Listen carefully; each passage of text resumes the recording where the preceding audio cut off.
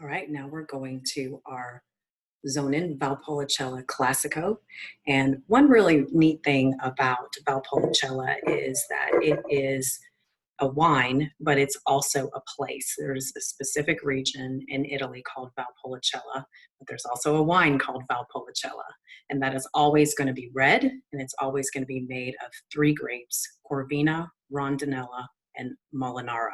So those are the three grapes that are comprising a Valpolicella wine that is bound by law that they have to produce the wine in that way.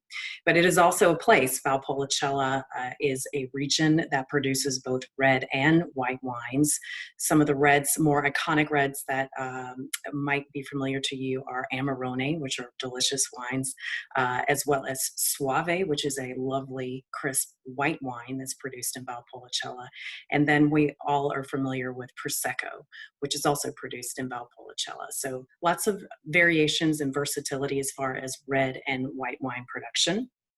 But for this wine, we are using those three iconic grapes again to produce our Valpolicella.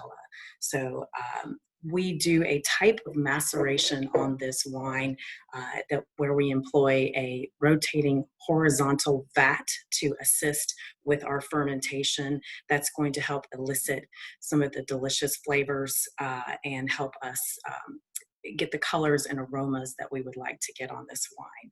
So if we're taking a look and we have it in the glass, we can see that this wine is going to be much more full ruby red color than the brick red that we saw on the Sangiovese.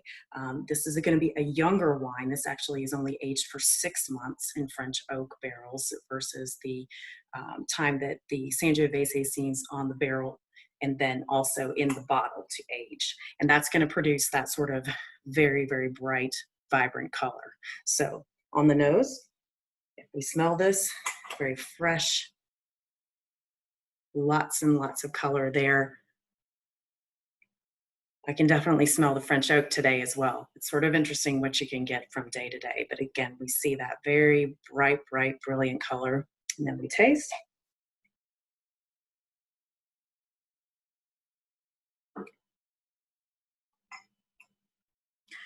Definitely getting a lot of cherry today as well on this wine. Again, this is a younger wine, so it's going to be a little bit more fruit forward, a little bit more assertive in the glass, and it's definitely going to stand up to red meats, aged cheeses, things like that. Definitely savory dishes. I think this might be really good with a mushroom pasta.